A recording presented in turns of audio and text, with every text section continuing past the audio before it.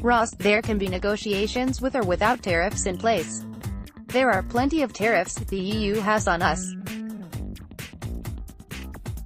It's not that we can't talk just because there's tariffs. Paris, the United States and European Union could still negotiate a trade deal even if Washington imposes import tariffs on EU steel and aluminum, U.S. Commerce Secretary Wilbur Ross said Wednesday.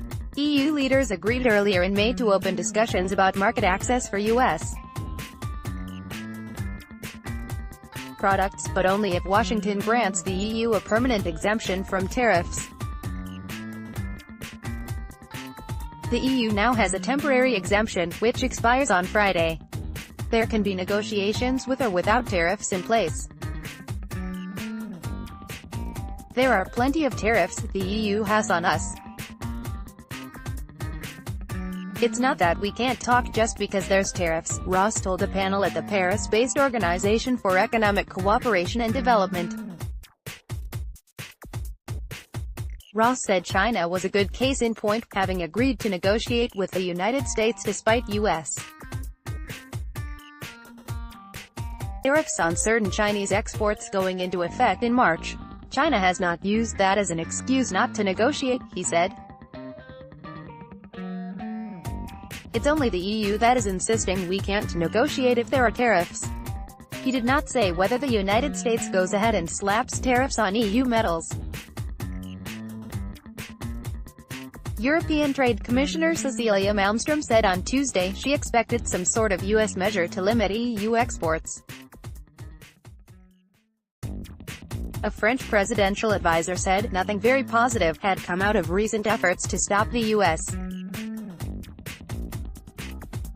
tariffs, adding, if that's the American decision, the European response will be firm, mentioning countermeasures on selected U.S. products. Ross, who was due to talk to Malmström later on Wednesday, said the EU had shown limited interest in serious trade negotiations with the United States until a threat of tariffs.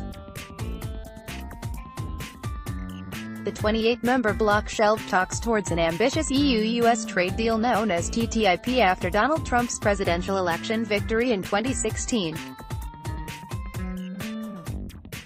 Dutch Trade Minister Sigrid Kaag, on the same panel, said EU countries agreed that U.S. trade measures designed to protect national security simply should not apply to them, and they did not feel they should negotiate even if China did.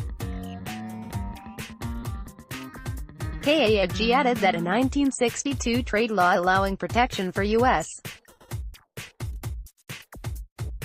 producers on national security grounds that Donald Trump has invoked belongs to a different era. Ross also denied claims that U.S. tariffs would harm its own steel-consuming industries. The price of a can of soup would rise just a fraction of a cent and car prices would go up by less than 1%, he said. The sky has not fallen on the United States since we put the tariffs on.